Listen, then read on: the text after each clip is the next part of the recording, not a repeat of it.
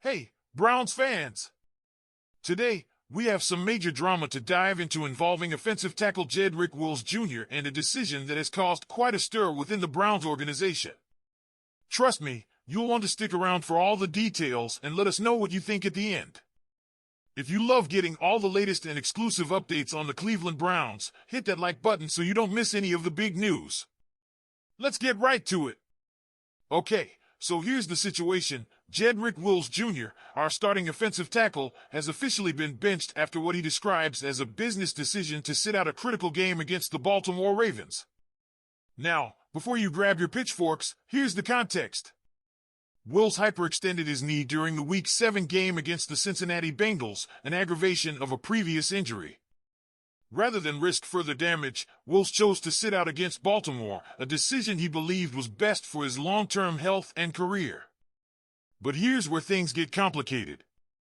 According to ESPN, the selection of Wills didn't sit well with the coaching staff. In fact, after the Browns pulled off a gutsy 2,924 comeback win over the Ravens without Wills on the field, head coach Kevin Stefanski informed him that he would no longer be the starting left tackle. Instead, second-year player Dawg Jones, who had to switch to right tackle, would take his place. Talk about a turnaround! For Wills, the news came as a shock. He described it as very surprising when speaking to ESPN. "I made a business decision not to play after the Bengals game going into the Ravens game because I was hurt," Wills explained. And then the next week is when I got the news. To say Wills was frustrated would be an understatement. From his perspective, he didn't want to go on the field if he couldn't give 100%. "You wouldn't want to go on the field and give 70% while you're hurt," he said. "I don't want to be out there thinking about my knee all the time. I need to focus on the task at hand." On the other hand, head coach Kevin Stefanski said the decision to start Dawg Jones was not to slight Wills. "I'm just trying to get Dawg in there and let him get better," Stefanski said last week. "Jed is still a player we believe in, and now he has to be ready to play." While that may seem diplomatic, it's clear there's some tension over how this situation played out. So what's next for Wills? The 25-year-old Alabama product has made it clear he's ready to play wherever he's wanted, but there's no doubt this decision has cast uncertainty over his future with the Browns. "I like wherever I'm wanted," he told reporters, suggesting his long-term role in Cleveland is very much up in the air.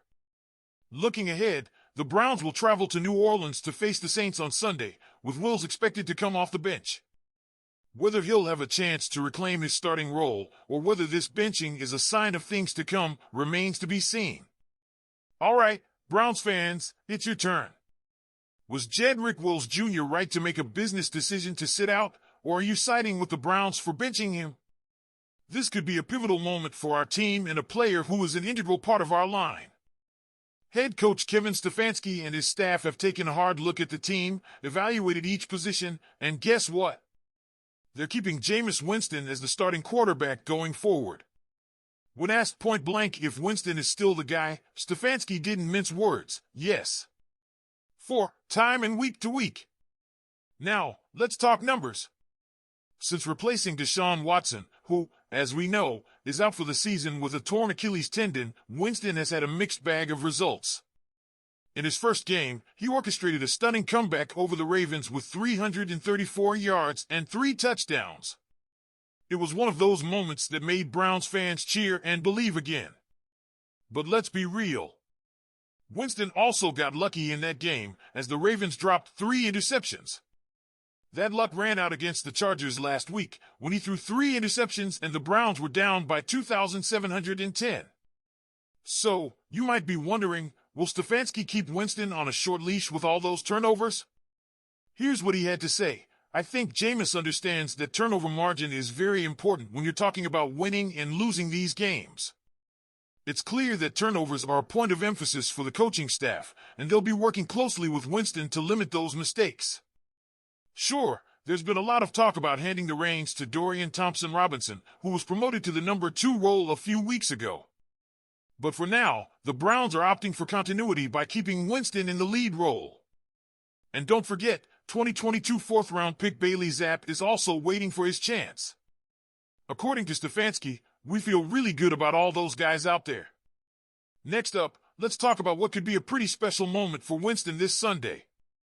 The Browns head to New Orleans, a place that holds a lot of history for him. Winston spent 3 seasons with the Saints, going 64 as a starter before injuries derailed his time there. In 2021, he tore his ACL and MCL, and in 2022, he fractured his back, eventually losing the starting role to Andy Dalton. It's safe to say Winston will have some emotions heading into this one, and he'll be facing a Saints defense that ranks 4th in the NFL with 12 interceptions this season. Let's hope he's ready for the challenge. Now, could we see a package of plays for Dorian Thompson-Robinson? That's one of the most intriguing storylines to watch. Stefanski mentioned that during the bye week, the coaching staff discussed ways to potentially use DTR's dual-threat capabilities.